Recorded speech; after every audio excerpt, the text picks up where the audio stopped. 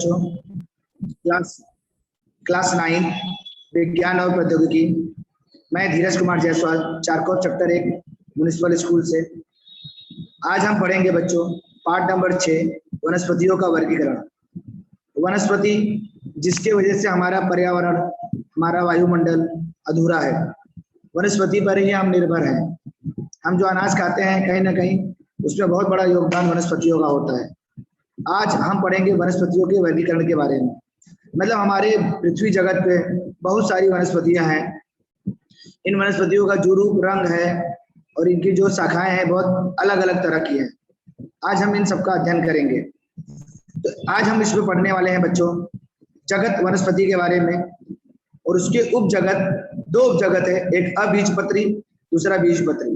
जैसा कि बच्चों नाम से ही मालूम पड़ रहा है, अबीजपत्री मतलब ऐसी वनस्पतियां जिसमें बीज नहीं होता है, और बीजपत्री मतलब ऐसी वनस्पतियां जिसमें बीज पाया जाता है। तो वनस्पतियों का वर्गीकरण करने से पहले ये जो सब्जियों का अध्ययन करने के लिए, वनस्पतियों का अध्ययन करने के लिए एक वैज्ञानिक जिनका नाम था रॉबर्ट विटकर, उन्होंने 1969 में वनस्पति को पंच जगत में बांटा, 5 भागों में बांटा। वो 5 भाग क्या थे बच्चों? एक मोनेरा, दूसरा प्रोटिस्टा, तीसरा कवक। ऐसे बहुत सारे वनस्पतियों के बारे में उन्होंने उसका अध्ययन किया। हमारे आसपास के परिसर को हरा भरा रखने के लिए वनस्पति जगत का बहुत ही बड़ा योगदान है। वनस्पतियों में वनस्पति की जो कोशिका होती है, उसकी कोशिका में एक भित्ति युक्त डिस्क केंद्र की कोशिकाएं पाई जाती हैं। जो समकोषी सजीवों के समूह को हम क्या कहते हैं? वनस्पति कहते हैं। वनस्पतियां क्या होती है? वनस्पति पर्णहरित की सहायता से प्रकाश संश्लेषण करती हैं और सूर्य प्रकाश तथा पानी की सहायता से अपना भोजन स्वयं बनाती है, इसलिए उन्हें स्वयंपोषी कहते हैं। वनस्पति में एक वैज्ञानिक थे जिनका नाम एजेट था। उन्होंने 1883 में वनस्पति जगत का 2 उपसृष्टियों में वर्गीकरण किया। एक उपसृष्टि का नाम था अबीजपत्री और दूसरे का नाम था बीजपत्री। पिछले क्लास में आपने ऑलरेडी ये पढ़ लिया है, अबीजपत्री और बीजपत्री। मैं छोटा सा रिवीजन कर रहा हूँ। आगे वनस्पतियों का वर्गीकरण करते समय यह ध्यान दिया गया सबसे पहले कि किन वनस्पतियों में अंग है और किन वनस्पति में अंग नहीं है। अंग मतलब जड़ होते हैं अंग। तो वनस्पतियों में अंग है या नहीं, इसमें विचार किया गया। उसके बाद पानी तथा भोजन का वहन करने के लिए उनके पास ऊतक है कि नहीं, इस पर विचार किया गया।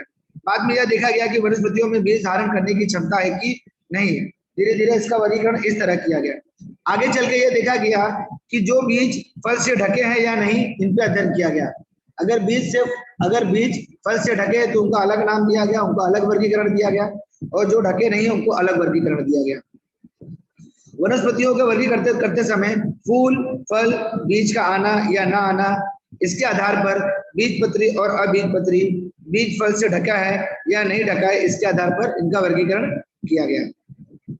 और थोड़ा याद करें अबीजपत्री वनस्पतियां। अबीजपत्री वनस्पतियां क्या होती है बच्चों? जैसा कि आपको मैंने पहले ही बोल दिया कि अबीजपत्री वनस्पतियां मतलब ऐसी वनस्पतियां जिनमें बीज नहीं पाया जाता है, तो उन्हें अबीजपत्री वनस्पतियां कहते हैं। उन्हें 3 भागों में बांटा गया है। थैलोफाइटा, विभाग नंबर 2 ब्रायोफाइटा, विभाग नंबर 3 टेरिडोफाइटा।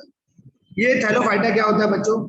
थैलोफाइटा मतलब होता है ऐसी वनस्पतियां जो मुख्यतः रूप से पानी में रहती हैं, जिनमें जड़, तना, पत्तियां, फूल जैसे विशेष अंग नहीं होते हैं, परंतु पर्णहरित की सहायता से ये स्वयं पोषण करती हैं और अपनी वनस्पतियों का एक समूह बनाती है। ऐसे समूह को हम कहते हैं शैवाल। शैवाल आए दिन हमें दिखता है। जहाँ ज्यादा पानी होता है वहां काई जमा होती है। काई को ही साइंस की भाषा में शैवाल कहते हैं। शैवाल में भी बहुत अलग तरह की विविधता पाई जाती है। कुछ शैवाल एक कोषीय होते हैं, कुछ शैवाल बहुकोषीय होते हैं, कुछ तो इतने छोटे होते हैं जो दिखाई नहीं देते, जैसे एग्जाम्पल स्पाइरो वगैरह। कुछ तो ऐसे थैलोफाइटा होते हैं बच्चों वनस्पतियां जो मीठे पानी में, खारे पानी में पाई जाती है। मीठा पानी मतलब जैसे नदी नाले में पाई जाती है, झील में, तालाब में। खारे पानी मतलब समुद्र में पाई जाती है। ये जो वनस्पतियां होती हैं, इनका जो शरीर होता है ना, मुख्य रूप से नरम और तंतु रूप होता है। आगे ब्रायोफाइटा। ब्रायोफाइटा क्या होता है बच्चों? ऐसी वनस्पतियां जो बारिश के मौसम में पुरानी नम दीवारों, ईंटों में या पत्थरों में हरे रंग के रूप में पाई जाती हैं। ऐसी वनस्पतियों के जगत को उभयचर कहा जाता है। उभयचर मतलब होता है जो जमीन और पानी दोनों में पाई जाती हैं। आगे टेरिडोफाइटा बच्चों, विभाग नंबर 3 टेरेडोफाइटा ऐसी वनस्पतियां जिन वनस्पतियों में जड़, तना तथा पत्तियां जैसे अंग विशिष्ट रूप से दिखाई देते हैं, परंतु इसमें फूल और फल नहीं पाए जाते हैं। जल तथा अन्य पदार्थ को संवहन के लिए इनमें ऊतक पाया जाता है। इनका जो प्रजनन होता है वह पत्तियों के निचले भाग में पाया जाता है। जैसे एग्जाम्पल के रूप में आप बोल सकते हैं फर्न, ऐसी वनस्पतियां का नाम है फर्न। इन वनस्पतियों में अलैंगिक प्रजनन बीज द्वारा होता है और लैंगिक प्रजनन युग्मक द्वारा होता है। तो ये तीनों ऑलरेडी आपने पिछले क्लास में पढ़ लिया है। अब बीजपत्री वनस्पतियां, आज जो हमारा टॉपिक है ना बच्चों, वो है बीजपत्री। बीजपत्री मतलब होता है ऐसी वनस्पतियां जिनमें बीज पाया जाता है। तो इसमें दो विभाग है बच्चों, एक है अनावृत बीज वनस्पतियां और एक है विभाग नंबर 2 आवृत बीज वनस्पतियां। अनावृत बीज मतलब होता है जिनमें कोई आवरण नहीं पाया जाता है। अना मतलब नहीं और वृत्त मतलब आवरण, मतलब ऐसी वनस्पतियां जिनमें बीज होता है परंतु बीज में आवरण नहीं होता है, उन्हें अनावृत बीजी वनस्पतियां कहते हैं। दूसरा है आवर्त बीज वनस्पतियां। आवर्त बीजी मतलब होता है ऐसी वनस्पतियां जिनमें बीज भी होता है और बीज के साथ साथ तो क्या होता है, उनमें आवरण भी पाया जाता है। जैसे एग्जाम्पल मैं बोल सकता हूँ मक्का, मूंगफली, इमली का बीज, गेहूं, आम की गुठलियां, ये सब जो वनस्पतियां हैं इनमें बीज के साथ साथ उनके ऊपर क्या पाया जाता है, आवरण पाया जाता है। इन वनस्पतियों में आने वाले फूल ही इनके प्रजनन के अंग हैं। फूलों का जो रूपांतरण होता है वह फलों में होता है और फलों के अंदर क्या होता पाया जाता है, बीज पाया जाता है और इन सभी बीजों पर आवरण पाया जाता है, इसलिए इन्हें कहते हैं आवृत बीजी वनस्पतियां, इंग्लिश में कहते हैं एंजियोस्पर्म। इन वनस्पतियों में बीज आसानी से दो भागों में बढ़ जाते हैं। वे जो दो भाग होते हैं वे दो भाग होते हैं द्विबीजपत्री और एक बीजपत्री। आगे देखते हैं बच्चों, आवृत बीज वनस्पतियां किसे कहते हैं। आवृत बीज वनस्पतियों को इंग्लिश में कहते हैं एंजियोस्पर्म। एंजियो का मतलब कवर, ढका हुआ, और स्पर्म का मतलब बीज। इन वनस्पतियों के सभी अंग होते हैं, फूल ही इनके प्रजनन के अंग होते हैं। इनमें फूलों का रूपांतर किसमें पाया जाता है, फलों में होता है। इनके फलों के अंदर क्या होता है, बीज की निर्मित होती है और इन वनस्पतियों के बीजों पर क्या होता है, फलों का आवरण होता है। इन्हें बच्चों दो वर्गों में बांटा गया है, द्विबीजपत्री वनस्पति और एक बीजपत्री वनस्पति। द्विबीजपत्री वनस्पति मतलब होता है जिनमें दो बीज पाया जाता है। देखो बच्चों नाम से मालूम पड़ता है, द्विबीज मतलब दो बीज, और एक बीजपत्री मतलब जिसमें एक बीज पाया जाता है। द्विबीजपत्री वनस्पतियों में जो जड़ें होती है वो मूसलाधार जड़ें होती है और एक बीजपत्री में जो जड़ें होती है वो तंतुमय जड़ें होती है। द्विबीजपत्री वनस्पति में जो तना होता है वह बहुत मजबूत होता है, बहुत कठोर होता है, जैसे एग्जाम्पल के लिए बरगद का पेड़। और जो एक बीजपत्री होती है उनका जो बीज, उनका जो तना होता है खोखला होता है, जैसे एग्जाम्पल मैं बोलूं तो केला, बांस, ये सब एक बीजपत्री है। द्विबीजपत्री में जो पत्तियां पाई जाती है वो जालीदार पाई जाती हैं और एक बीजपत्री में जो पत्तियां पाई जाती है वो समांतर पाई जाती हैं। द्विबीजपत्री में जो फूल होते हैं वह 4 या 5 भागों में बटा होता है और एक बीजपत्री में जो फूल होता है वह 3 या 3 से अधिक भागों में बटा होता है। तो इस तरह ये दो रूपों में पाया गया है, द्विबीजपत्री वनस्पति और एक बीजपत्री वनस्पति। आगे हम देख सकते हैं बच्चों पौधों के बारे में, अनावृत बीजी, बीजपत्र, एक बीजपत्र, द्विबीजपत्र, ये सब हो गया अपना, ये भी हो गया। देखो बच्चों डायग्राम आप देख सकते हो, ये देखो ये ऐसे हैं जो इनमें आवरण ढका होता है, जैसे बीज ढके होते हैं, जैसे अखरोट, बादाम, पीनट, काजू हो गया और के जो अपने बोलते हैं ना पिस्ता हो गया, ये सब क्या होते हैं बीज, उनके अंदर जो बीज होते हैं ना उसके ऊपर आवरण ढका होता है। आगे आवृत बीजी वनस्पतियां, इन पौधों, इनमें उन पौधों को रखा जाता है जिनके बीजों में आवरण पाया जाता है। इस समुदाय के पौधों को पुष्पीय पादप कहते हैं। पादप मतलब पौधा कहते हैं, मतलब इनमें फूल निकलता है और इनमें जो फूल होते हैं वह पूर्ण रूप से क्या होते हैं, विकसित होते हैं। इसके उप प्रभाग के अंतर्गत उन पौधों को सम्मिलित किया गया है जिनके बीज सदैव क्या होते हैं, फल के अंदर होते हैं। अनावृत मैंने बता दिया आपको। इनमें उन पौधों को रखा जाता है जिनके बीज में आवरण नहीं पाया जाता है। ये पौधे मुख्य रूप से सदाबहार होते हैं और पहाड़ी क्षेत्रों में पाए जाते हैं। आगे आवृत बीजी वनस्पतियां, आवृत बीजी वनस्पतियों में पुष्पीय पादप के नाम से जाना जाता है, जो लगभग 2.5 लाख जातियों के साथ जगत का सबसे बड़ा समूह है। इस पादप समूह के पौधे सर्वाधिक विकसित पाए जाते हैं। आवृत का मतलब मैंने आपको बता दिया है। आवृत का मतलब होता है ऐसे वनस्पतियां जिनमें आवरणयुक्त बीज पाए जाते हैं। आगे, ये पौधे संसार में प्रत्येक जगह में तथा प्रत्येक वातावरण में पाए जाते हैं। कौन से वनस्पतियां? आवृतबीजी। ये पौधे संसार में प्रत्येक जगह में पाए जाते हैं और प्रत्येक वातावरण में पाए जाते हैं। ये वायु, जल एवं मिट्टी में गर्म, ठंडे, नम, शुष्क स्थानों पर पाए जाते हैं। इन पौधों में सभी आकार, आकारिकी, रंग, वितरण और पुष्प गुणों में भिन्न होते हैं। संसार का सबसे लंबा आवृत बीज जो पौधा है वह ऑस्ट्रेलिया में ऑस्ट्रेलियन यूकलिप्टस नाम से जाना जाता है। इस प्रकार कुछ जीवाणु अत्यंत सूक्ष्म होते हैं। आगे, इन पौधों के सबसे महत्वपूर्ण लक्षण हम पढ़ेंगे। तो इनके सबसे महत्वपूर्ण लक्षण पहले तो यह है कि ये पौधा जो होता है बीजाणुबद्ध होता है। बीजाणुबद्ध मतलब होता है इनके अंदर बीज होते हैं जो जड़ तना हुआ पत्तियों में बटा होता है। इनके ऊतक तंत्र मुख्य रूप से विकसित होते हैं। इनमें पुष्प बनते हैं, इनमें फल बनते हैं। इनका जो परागण होता है वह विभिन्न माध्यमों से होता है। विभिन्न माध्यम मतलब जल, वायु और जल, वायु दोनों में होता है, विभिन्न माध्यमों से होता है। इन वनस्पति पौधों के महत्वपूर्ण लक्षण है, पहला द्विनिषेचन मिलता है, मतलब इनमें जो प्रजनन की जो प्रकृति होती है वह द्विनिषेचन होता है, दो तरह से होता है। इनका जो गुण पोषण होता है वह त्रिगुणित होता है, 3 गुणों से भरा होता है। इनमें स्त्री धानी विकसित होती है। इनमें अंडाशय मिलता है, इसमें बीजाणु लगे रहते हैं। इनका जो बीज होता है पूरी तरह से ढका रहता है। ये जो पौधे हैं इनका जो पुष्प होता है वह द्विलिंगी होता है, दोनों लिंगों में पाया जाता है। आवृतबीजी पौधे जो होते हैं इनका हमारे दैनिक जीवन में बहुत बड़ा महत्व है। मानव जीवन की अधिकांश आवश्यकताएं आवृतबीजी पादपों के उत्पादों से प्राप्त होती है। अतः ये जो पौधे होते हैं ये मानव जीवन के लिए अत्यंत महत्वपूर्ण होते हैं। आगे हम देखते हैं कि इन पौधों का हमारे दैनिक जीवन में क्या उपयोग है। पहला, भोजन के रूप में जो हम अनाज खाते हैं, जो दाल खाते हैं, जो चावल खाते हैं, ये जो होती हैं ये भोजन के रूप में हम इसका उपयोग करते हैं। पुष्पी पादपों से अनेक प्रकार के खाद्य पदार्थ जैसे अनाज, दाल, सब्जियां, फल इत्यादि प्राप्त होते हैं। तो ये सब क्या होते हैं? आवृतबीजी वनस्पतियां होती हैं। आगे, खाद्य तेल के रूप में मूंगफली का तेल, सरसों का तेल, सूर्यमुखी का तेल, नारियल का तेल, ये सब जो खाद्य तेल होते हैं ये सब क्या होते हैं बच्चों? आवृतबीजी वनस्पतियां हैं। मसाला, जो घर में मसाला यूज होता है सब्जियों में, उन मसालों में जैसे धनिया, मिर्ची, लौंग, जीरा, सौंफ, काली मिर्च, ये सब जो मसाले हैं ये सब मसाले क्या हैं? आवृतबीजी पौधे हैं जो हमारे दैनिक जीवन में बहुत घर में किचन में काम आता है सब्जियों बनाने के लिए। इनके बिना हम सब्जी नहीं खा सकते क्योंकि इनका स्वाद ही नहीं मिलेगा। आगे हम देखेंगे औषधि के रूप में भी इसका उपयोग होता है बच्चों। ये जो आवृतबीजी वनस्पतियां होते हैं इनके जो पौधे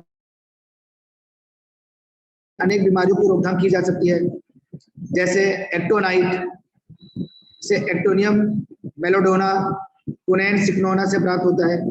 और इन औषधियों के कारण बहुत अधिकतम समय तक रोग को थामा जा सकता है। लकड़ी के रूप में भी इसका उपयोग होता है। ये जो आवृतबीजी पौधे हैं इनका मुख्य रूप से द्विबीजपत्रियों सबसे मूल्यवान लकड़ी प्राप्त होती है जो बहुत ही मजबूत होती है। जैसे एग्जाम्पल साल, शीशम, चंदन, ये जो वनस्पतियां, ये जो लकड़ियां हैं ये आवृतबीजी हैं। इनका उपयोग फर्नीचर में भी किया जाता है और अन्य सामान के निर्माण में भी किया जाता है। बच्चों, जो स्कूल में हम लोग जिस बेंच पे बैठते हैं, जिसमें आप बैठते हो, वो जो बेंच होता है वो सागौन का बना होता है, शीशम का बना होता है, बहुत मजबूत होता है। तो कहीं ना कहीं ये जो लकड़ियां हैं ये आवृतबीजी वनस्पतियां हैं। आगे, भोजन के रूप में, भोजन के रेशों के रूप में भी किया जाता है। पुष्पी पादप की विभिन्न प्रजातियां द्वारा अनेक प्रकार के रेशे प्राप्त होते हैं, जैसे कपास, फ्लैक्स, हेम, सन हेम, ये जो रेशे हैं ये सब कहीं ना कहीं आवृतबीजी पौधों से प्राप्त होता है। नारियल के भूसे, नारियल जो हो गया, इसका उपयोग करके गद्दे का निर्माण होता है। तो घर में बहुत पुराने समय में जो गद्दा होता था गद्दिया, उसमें जो भूसा यूज किया जाता है नारियल का, तो जो नारियल हो गया वो भी क्या हो गया? आवृतबीजी पत्री हो गया। वो तो सीधा दिखता है नारियल, नारियल के ऊपर एक आवरण होता है, उसको फोड़ोगे तो उसके अंदर क्या मिलेगा? फल मिलेगा। तो आवृतबीजी पौधा।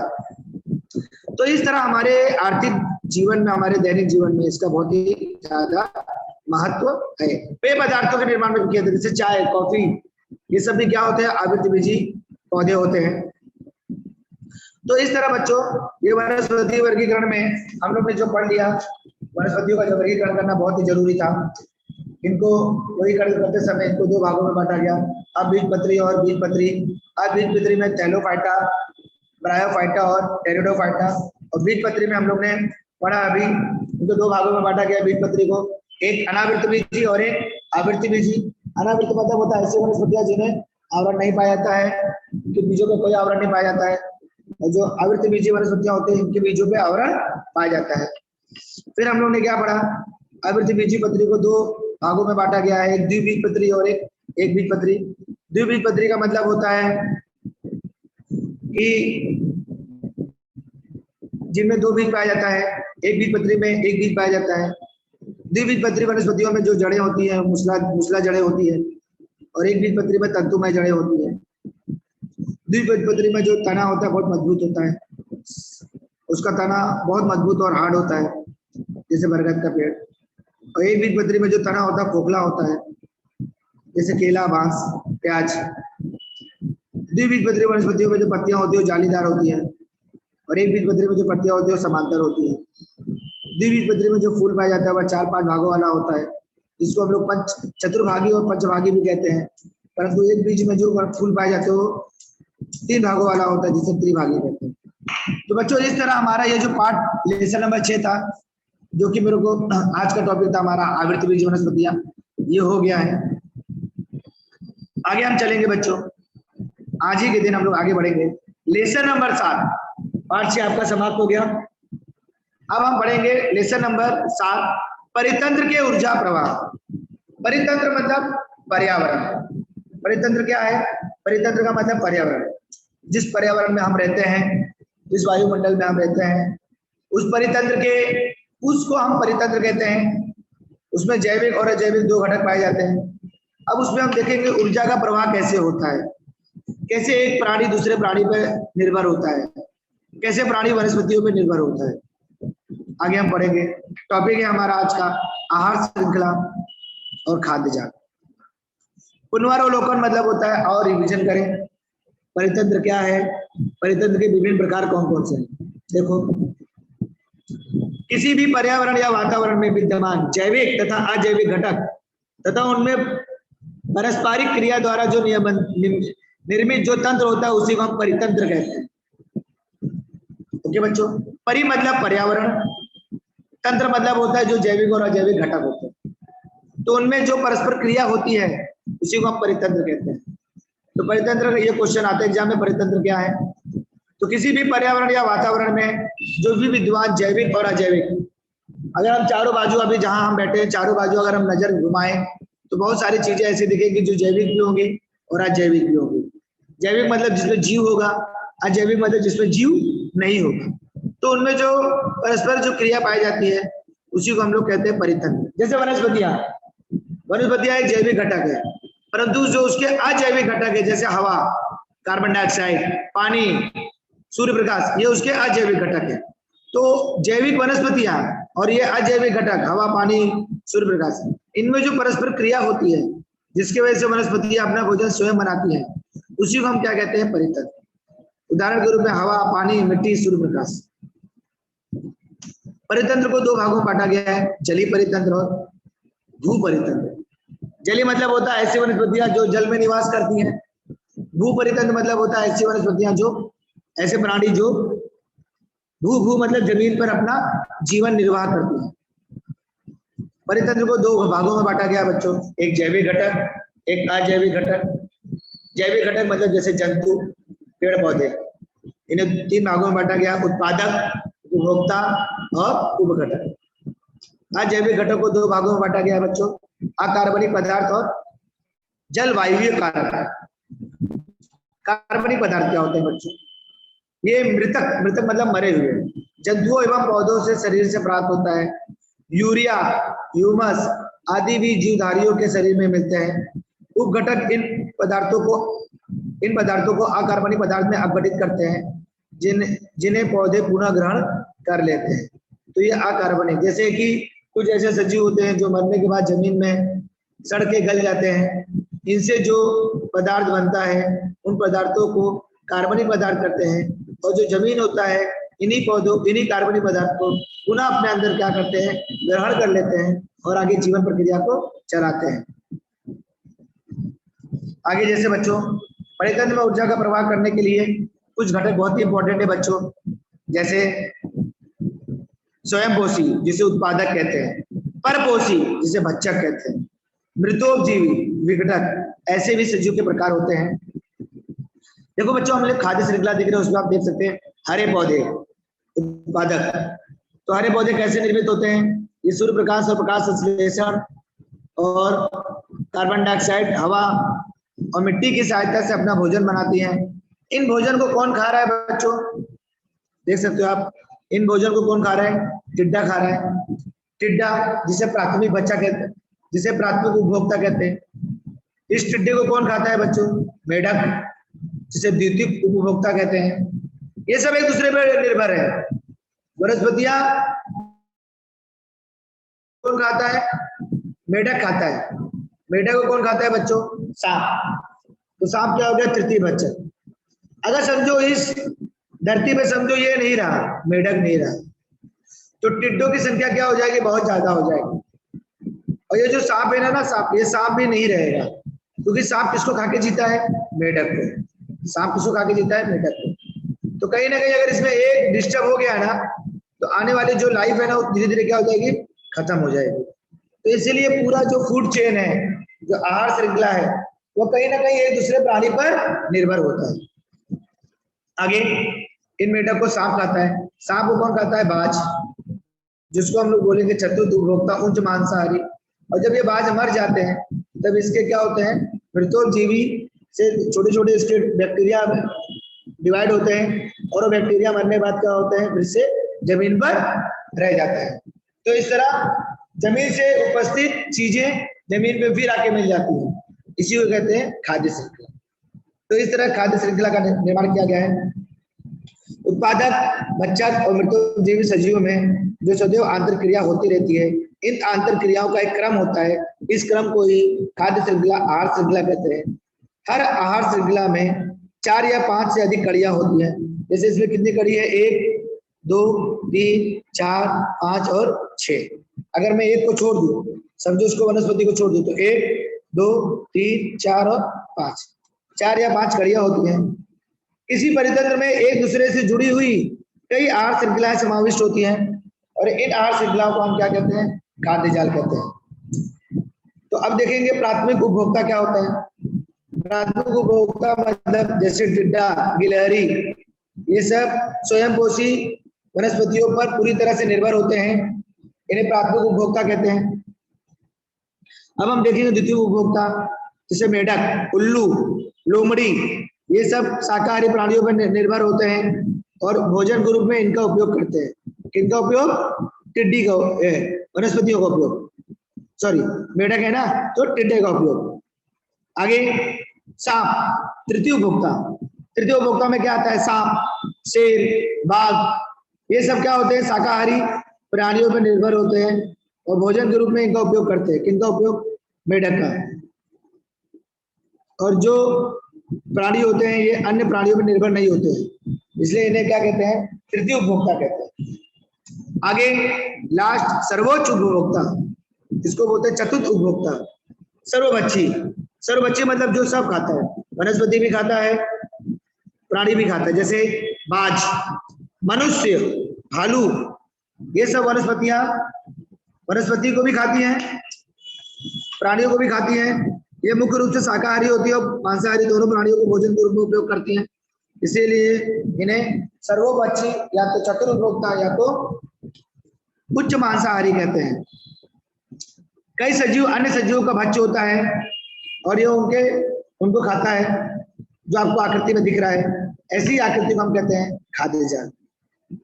अगर हम अपने आसपास में परितंत्र की सूची बनाएं तो ऐसे बहुत सारी वनस्पतियां हमें दिखेंगी जो एक दूसरे पे क्या होती है बच्चों, पूरी तरह से निर्भर होती है। फिर ये बाज का क्या होता है, विभाजन होता है।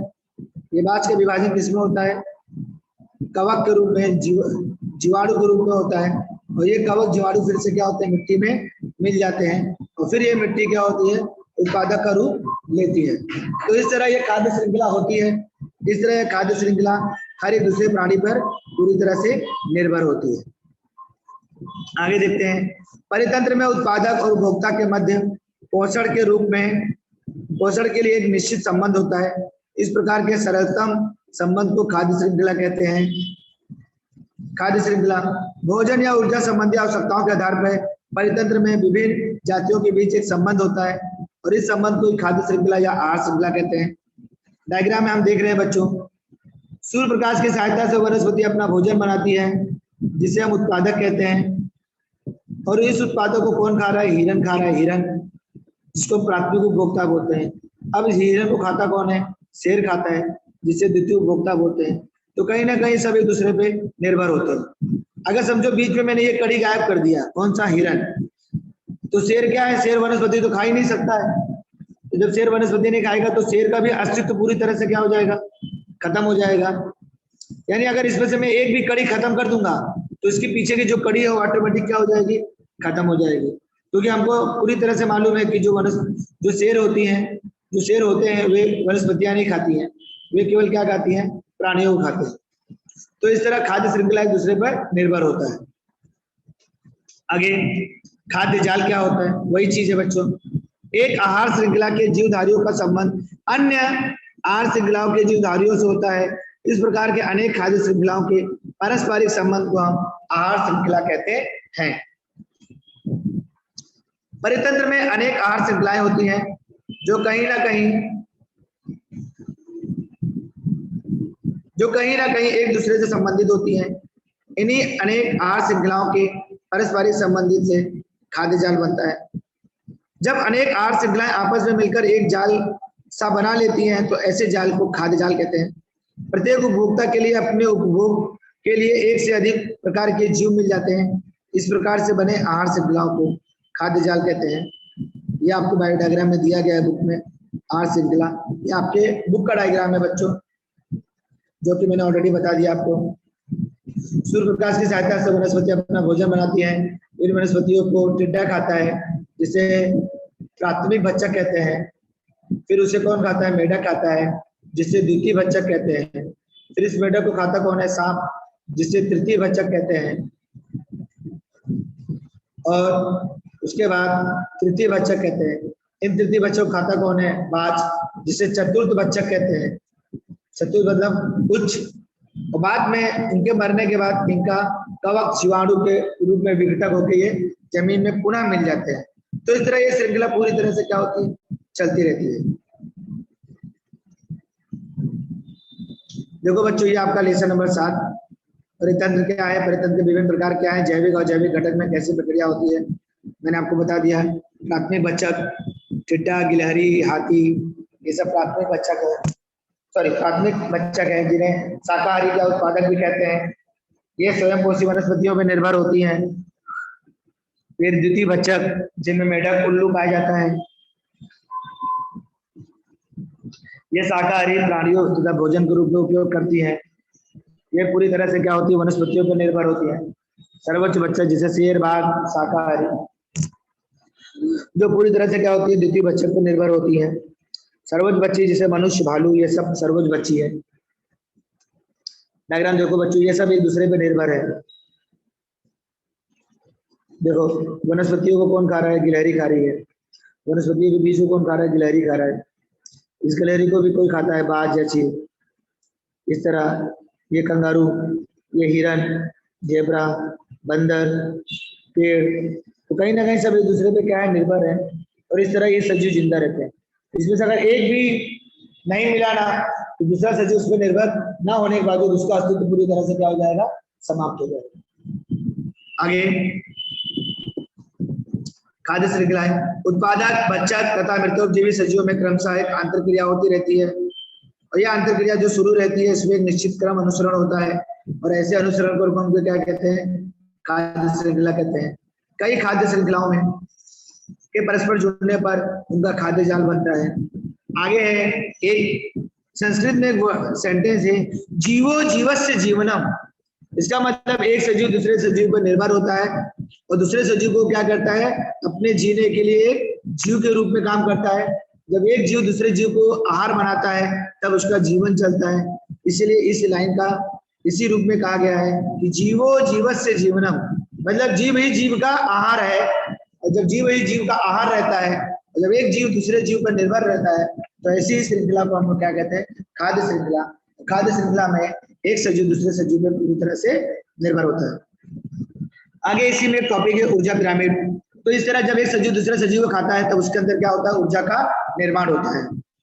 अगर हम कुछ देर तक खाना नहीं खाएं तो हमें कमजोरी हो जाएगी, वीकनेस महसूस होगा और हमें बहुत तेज भूख लगती है। तो बच्चों भूख लगती है इसका मतलब ये नहीं कि हमें कुछ मतलब एक अलग तरह का प्रकार है भूख।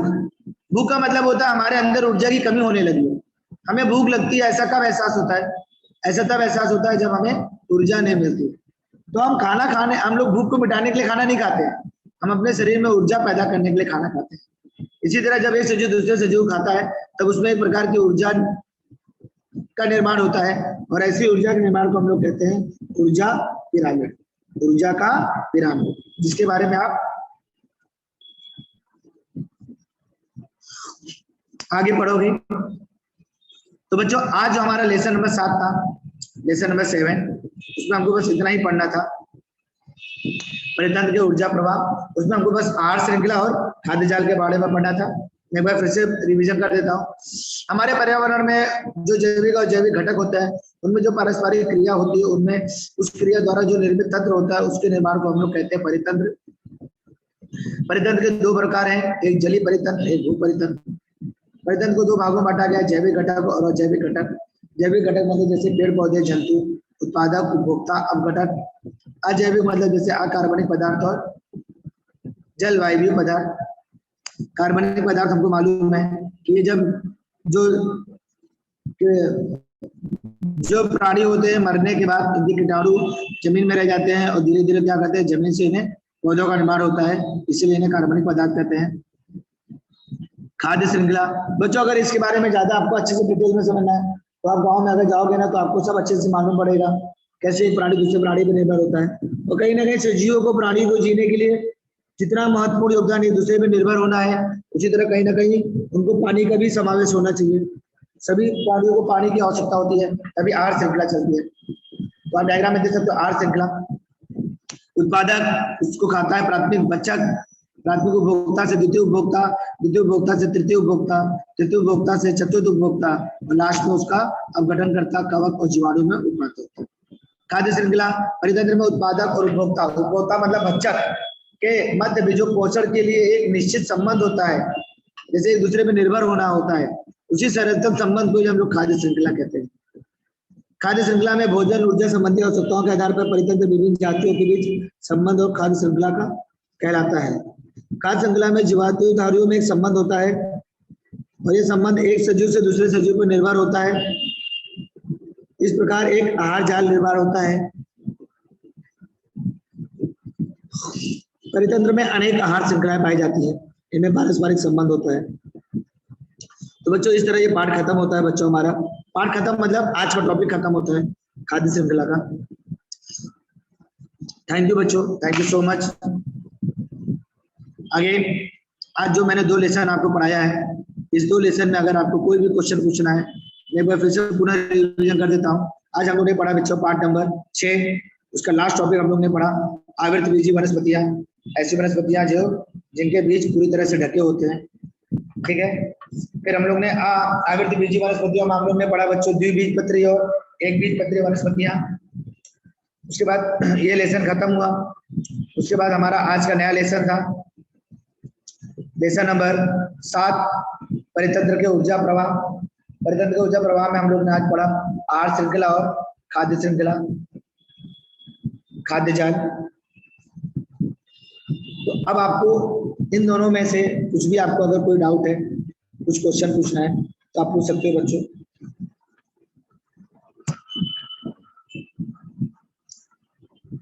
यस मेरे प्यारे बच्चों, अगर आपको दोनों लेसन में कुछ भी डाउट है कुछ भी आपको पूछना है, कोई चीज आपको नहीं समझा, आवृत्तिबीजीय वनस्पतियां, बीजपत्री वनस्पतियां, द्विबीजपत्री, एक बीजपत्री, तो आप पूछ सकते हो। या तो आपको लेसन नंबर 7 जो मैंने आज स्टार्ट किया, इसमें हम लोग ने खाद्य श्रृंखला और खाद्य जाल के बारे में पढ़ा। तो आपको कुछ भी अगर पूछना है तो आप अपना डाउट क्लियर कर सकते हैं, पूछ सकते हैं। पूछिए बच्चों। तो बच्चों आज हमारा लेसन, आज हम लोग ने वनस्पतियों का वर्गीकरण लेसन नंबर 6 में बीजपत्री वनस्पतियों के बारे में पढ़ा। बीजपत्री वनस्पतियों में 2 बीजपत्री वनस्पति, अनावृतबीजी और आवृतबीजी। तो आज हम लोग ने आवृतबीजपत्री वनस्पतियों पढ़ा। आवृतबीजी वनस्पतियों में हम लोग ने 2 भाग पढ़ा, एक द्विबीजपत्री और एक बीजपत्री। उसके बाद हम लोग ने बच्चों लेसन नंबर 7 परितंत्र की ऊर्जा प्रवाह, उसके बारे में अध्ययन किया। उसमें हम लोगों ने आहार श्रृंखला और खाद्य जाल के बारे में पढ़ा। तो ये जो आहार श्रृंखला होती है, ये आहार श्रृंखला कहीं ना कहीं एक दूसरे पर निर्भर होती है। आहार श्रृंखला, इसमें उत्पादक पर प्राथमिक बच्चक पे द्वितीय बच्चक निर्भर, तृतीय बच्चक से चतुर्थ बच्चक और लास्ट में उपभोक्ता। उसके बाद हम लोग ने पढ़ा बच्चों खाद्य जाल। खाद्य जाल मतलब है जो एक प्राणी दूसरे प्राणियों पर निर्भर होता है, इससे जो एक जाल का निर्माण होता है, इसी को हम खाद्य जाल कहते हैं। आगे हम लोग पढ़ेंगे बच्चों ऊर्जा पिरामिड के बारे में। ऊर्जा पिरामिड, कैसे ऊर्जा उनमें निर्भर होता है, ऊर्जा का निर्माण होता है, कैसे जैव भू रासायनिक चक्र होता है, क्या कार्बन चक्र होता है, क्या ऑक्सीजन चक्र होता है, इसके बारे में हम आगे वाले लेसन में अध्ययन करेंगे। आज के लिए बच्चों इतना ही। थैंक यू सो मच बच्चों।